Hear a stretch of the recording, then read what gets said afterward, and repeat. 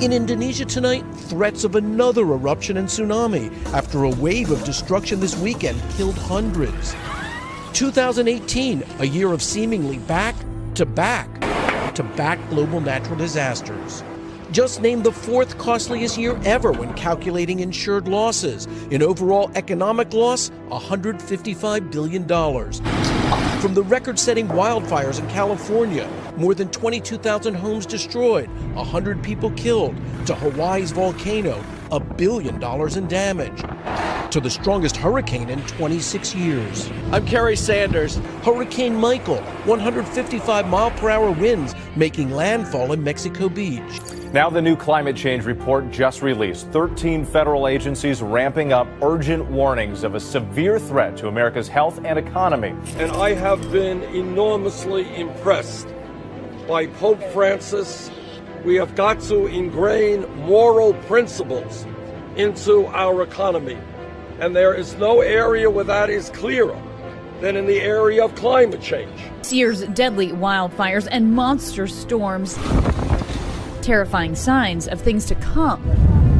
According to tonight's dire new assessment from 13 federal agencies, government scientists warning the impacts of climate change are intensifying. Climate-related threats to Americans' physical, social, and economic well-being are rising from coast to coast. I'm not denying climate change, but it could very well go back.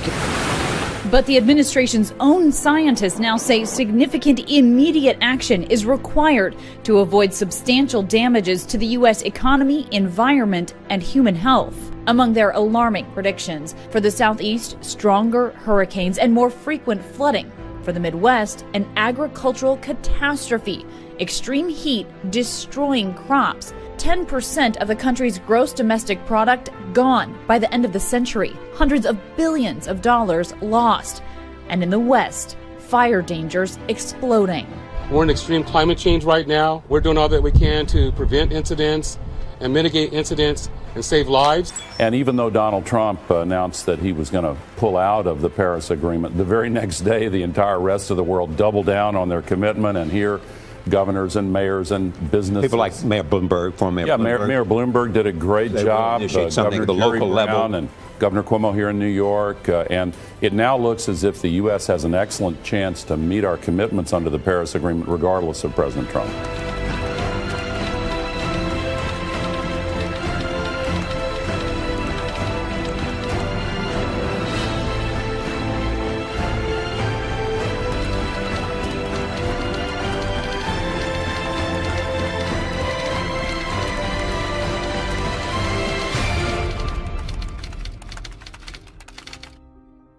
Forbes magazine, an American business magazine, asked the following: can the Pope's Vatican redesign our economy? What a question. Can the Pope's Vatican redesign the American economy? How does this relate to the mark of the beast? The beast is the papacy, as we've already discussed, and they tell us that their mark of authority is changing the Sabbath from Saturday to Sunday. And furthermore, the Bible says plainly that no man might buy or sell save he that had the mark, Revelation 13:17. Also, that as many as would not worship the image of the beast should be killed, Revelation 13:15. And here we have the Vatican waiting in the wings to redesign the American economy. Can it happen? Pope Francis on Thursday urged the downtrodden to change the world economic order. And I have been enormously impressed by Pope Francis. We're trying to do our best to create a moral economy. Let's put some pieces together here. In 2015, Pope Francis put together an encyclical called Laudato Si, which means praise be in English. The encyclical had to do with numerous things, particularly the climate, but furthermore the economy, and also Sunday as part of the solution to fix the climate issue. These issues were layered throughout the encyclical. From Pope Francis's climate encyclical, we read the following, quote, "On Sunday, our participation in the Eucharist has special importance. Sunday, like the Jewish Sabbath, is meant to be a day which heals our relationship with God, with ourselves, with others, and with the world, and motivates us to greater concern for nature and the poor." Laudato Si, page 237. Sunday, he says, motivates us for a greater concern for nature and the poor. The Vatican seems to concern itself with the poor, and that's what this is probably about, controlling the economy. As this article talks about, when addressing the European Union, the bishops expressed their support for a sustainable financial system in Europe and the church. Just as Emmanuel Macron. Recently, Macron was asking the bishops for wisdom. And what is the wisdom they are offering? The bishops recently published a paper called Shaping the Future of Work. And this article said, quote, "We therefore remain strongly committed to its objective of reintegrating the Sunday as a synchronized day of rest in European law," page 22. The goal is obvious, and they've stated their goal plainly. So Macron and the European Union need wisdom. It further states on the same page, quote, "Reinstating Sunday as a weekly day of rest in a revised European Working Time Directive will therefore prove that the EU is more than just a union of economic interest," page 22. And there's that word economy again. Yep, the mark of papal authority, Sunday, seems to have a lot to do with future law respecting buying and selling. It's coming. No man might buy or sell except that he has the mark. The document is 40 pages long and has 17 policy recommendations for the future of work at the end of the document, one of which is Sunday laws. Quote, "Reintegrate Sunday protection into EU law, whereas EU citizens are increasingly faced with work on public holidays and Sundays. We recommend that the EU protects Sunday in a revised Working Time Directive as a collective day of rest," page 34. Furthermore, recently we read the following. The Pope tells participants a human-centric economy is a moral imperative as 48th World Economic Forum annual meeting gets underway. Notice it's a human-centered economy. It surely won't be God-centered. But furthermore, consider the following. Revelation 13, 17, and 18 says that no man might buy or sell save he that had the mark or the name of the beast or the number of his name. Here's wisdom. Let him that hath understanding count the number of the beast, for it is the number of a man. The word "a" is an added word in the text. It should read the number of man or the number of humanity. And that is exactly what this has to do with. No human will be able to buy or sell if they refuse the mark, name, or number of the beast, which all, according to the verse, are the same thing. Name represents character, and the number is 666, which is the number of humanity without God. 777 is the name or character and also the day of worship for God's people. The sevens in the forehead symbolize the mark of God's rest, while 666 indicates the lack of rest and the missing rest day.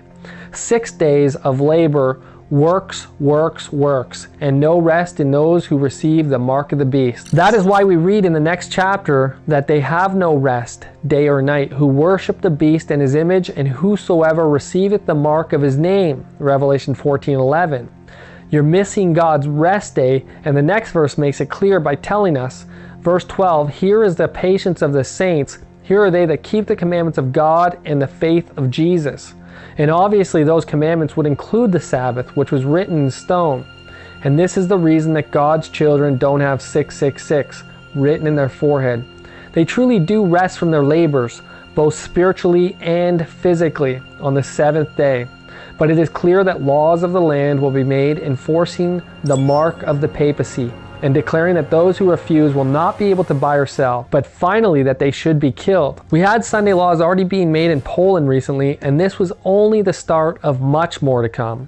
This is the human-centric economy that Pope Francis is calling a moral imperative, and it is right along with the climate agenda and Sunday laws. In 2015, shortly after the environmental encyclical was made by Pope Francis, he made a visit to the United States of America and spoke before the lawmaking assembly called Congress, saying that he was there to heal wounds and that we need to be especially on guard for fundamentalists. We must be especially attentive to every type of fundamentalism, whether religious or of any other kind.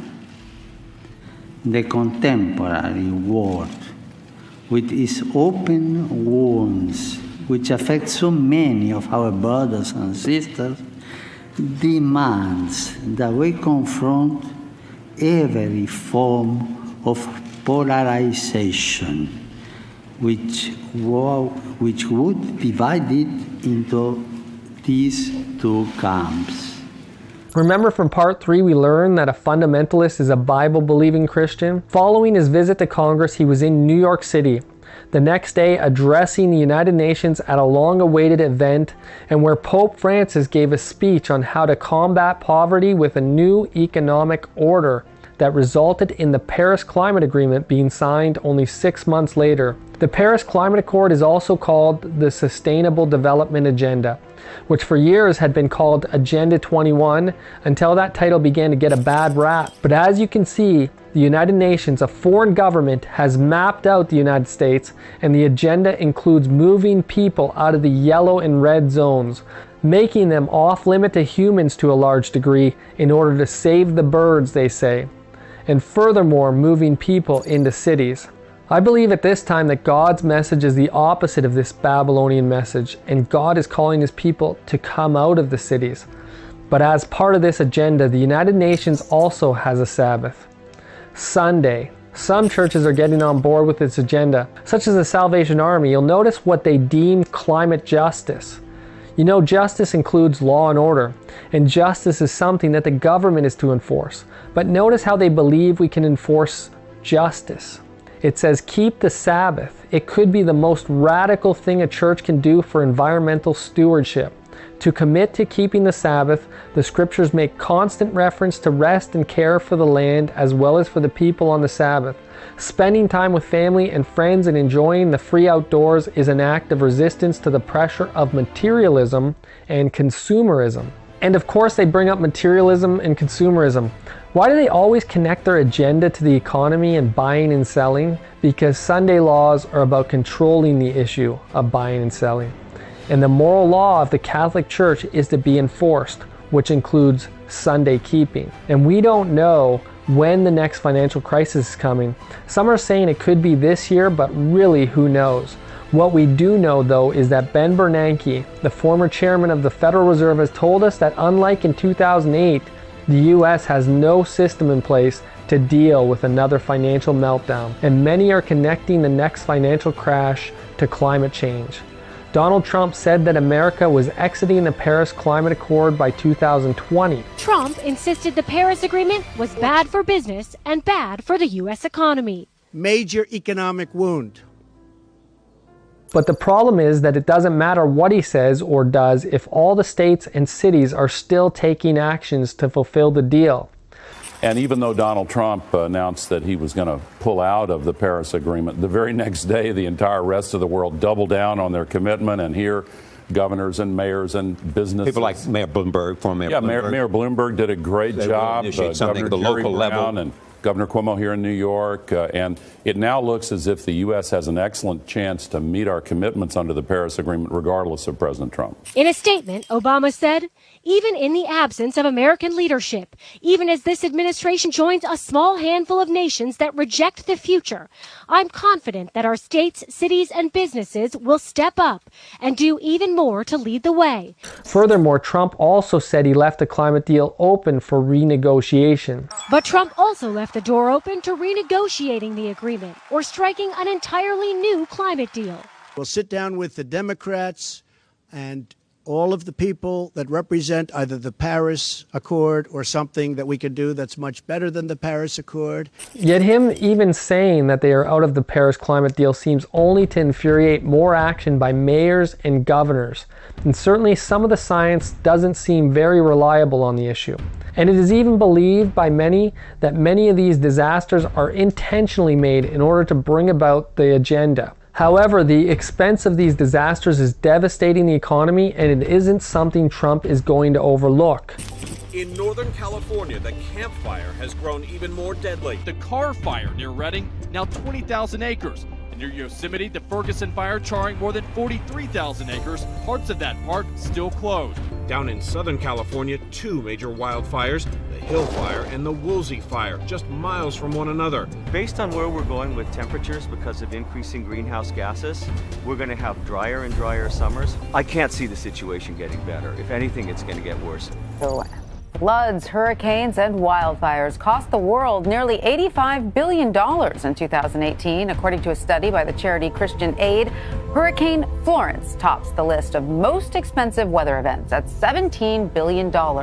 Hurricane Michael came in second with $15 billion in damages, and California's Camp Fire cost about $10 billion.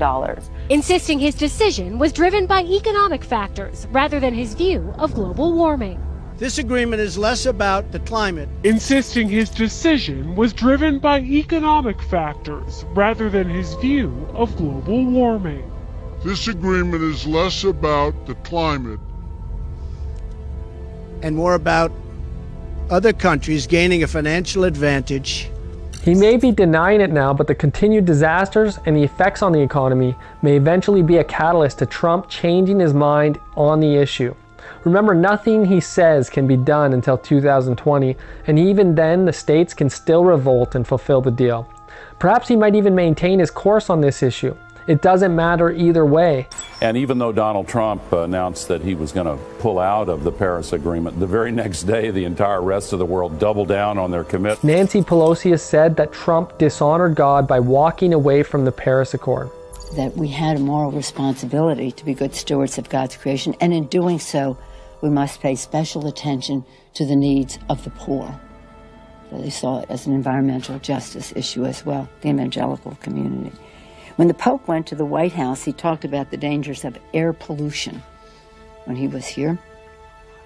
And just last week, the Pope met with President Trump and gave him a copy of his encyclical, Laudato Si', which made the case for strong, urgent action to halt the climate crisis. The Pope wrote, "The climate is a common good belonging to all and meant for all."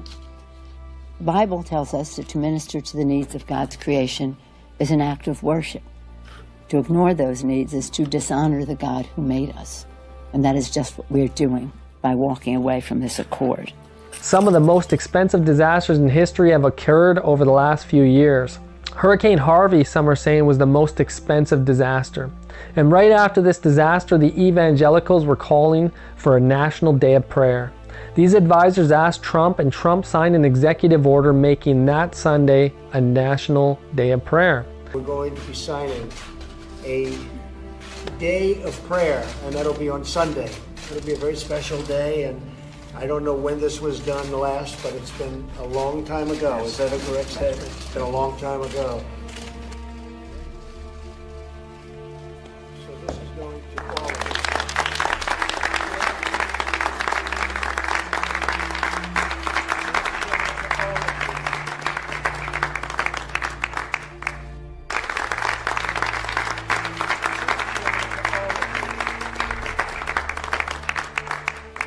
So as we can see, these disasters are certainly going to play into the hands of Sunday laws either way. It's interesting as well that there is a new movement sweeping America which is called the Sunrise Movement. They describe themselves as a movement of young people uniting to stop the climate crisis. We can argue about climate change all day long, but we can't ignore the fact that hurricanes, wildfires, tornadoes, earthquakes are becoming more and more frequent. But you'll notice it's a sunrise movement, and the sun has something to do with this, but the day of the sun is something we need to consider Sunday. You see, it is definitely a sunrise movement. In fact, Pope Francis has gained a following in countries such as India, where Francis will be visiting very soon. In 2018, Emmanuel Macron of France visited India, and it has been one of the ringleaders in the climate movement. The hope of preserving future generations from the scourge of war, building a new world order based on law, and keeping good on our word, making progress towards economic and social as well as moral order. We talked about France and Macron in part 3. Now, in an article entitled "India Co-hosts the First Solar Alliance Meet," it apparently was attended by 21 heads of state and heads of government, several top ministers and bureaucrats, apart from participants from multilateral banks and the United Nations. In the article, quoting External Affairs Minister Sushma Swaraj from the same article, we read, Swaraj used 5 Sanskrit names for the sun god while speaking of India's push for solar energy. I would like to bow before the sun god and address him by 5 different names in Sanskrit. and the names are listed there. This means, O sun god, we bow before you. You illuminate the external and the internal world, and you are the best to be adored and worshipped. May you bless us, she said with folded hands. The climate agenda is an issue of worship. As many as would not worship the image of the beast should be killed. And it is to be a worldwide issue. It's about worship of the God of Sunday, the sun god. Even if you look into Pope Francis' environmental encyclical, it is taken from St. Francis of Assisi's medieval Italian prayer called Canticle of the Sun, which praises God through elements of creation like brother sun, sister moon, and our mother earth. Francis of Assisi was a pantheist, and Pope Francis' encyclical has pantheistic language throughout the entire encyclical, and it all comes back to sun worship on Sunday. Notice the following quote from Great Controversy. We were told of these disasters and how they would become more frequent. And this was written over 120 years ago. But we were also told what would be the final result. Notice carefully what it says. While appearing to the children of men as a great physician who can heal all their maladies, he will bring disease and disaster until populous cities are reduced to ruin and desolation, in fierce tornadoes and terrific hailstorms, in tempests, floods, cyclones, tidal waves, and earthquakes in every place and in 1,000 forms. Satan is exercising his power. He sweeps away the ripening harvest, and the famine and distress follow. He imparts to the air a deadly taint, and thousands perish by the pestilence. These visitations are to become more and more frequent and disastrous. And then the great deceiver will persuade men that those who serve God are causing these evils. The class that have provoked the displeasure of heaven will charge all their troubles upon those whose obedience to God's commandments is a perpetual reproof to transgressors. It will be declared that men are offending God by the violation of the Sunday Sabbath, that this sin has brought calamities which will not cease until Sunday observance shall be strictly enforced. Great Controversy, page 589 and 590. Notice the following video where this woman uses the exact same words that we just read.